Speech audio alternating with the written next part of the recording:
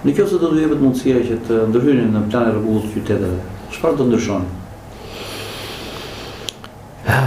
Kjo është një pyetje shumë e vështirë dhe patjetër që unë nuk pretendoj që të jap një përgjigje plotësuese, por ajo që unë do ndryshoja në mënyrë të menjëhershme është një ndalim i menjëhershëm kategorik i ndërtimit nëpër tokat bujqësore dhe zona naturale dhe sidomos zonat e mbrojtura. Pra, një ndalim i menjëhershëm i këtij procesi. Dhe ato duhet të kenë një përpunim nga ana e projektit të ndërthuren me një vizion largpamës të qeverisë së vendit, që nuk do të flasi vetëm për sot, për këtë konsum të madh metra shkatror, dhe flitet vetëm për biznes, pa parë për largpamjen se çfarë u lëm në brezave që vinë.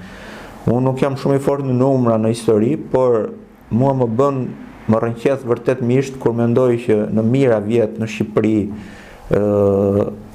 është ndërtuar kaq pak, ama ne jemi kaq krenar për ato pak që janë ruajtur, dhe në vetëm pak vite, këto 30 vite të fundit, shqiptarët po ndërtojnë gjithandej pafund, dhe unë sfidoj profesionismë tepër njerëz të fushës që të më dalin dhe të krenohen mbas 20 vitesh për ato që po ndërtohen sot. Pra, një bum, një konsum kaq i madh i territorit që çon në degradim dhe të vlerave të territorit, dhe gjëja e parë që do bëja pra është pikërisht të paktën të limitoj zonat e mbrojtura, tokat bujqësore, tokat natyrore, dhe ndërtimet nëpër zonat urbane fillon duke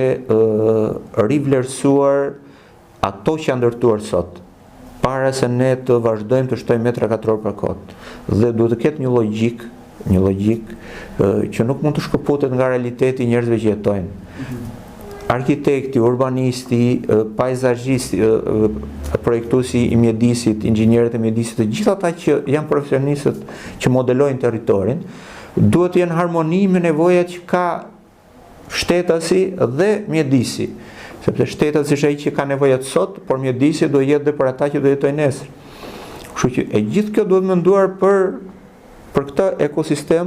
dhe të ketë një harmoni midis njeriu dhe natyrës. Kurse sot ne shikojmë një ndërtim absurd që qëndron vetëm në vetvete në interesat e cekta të atij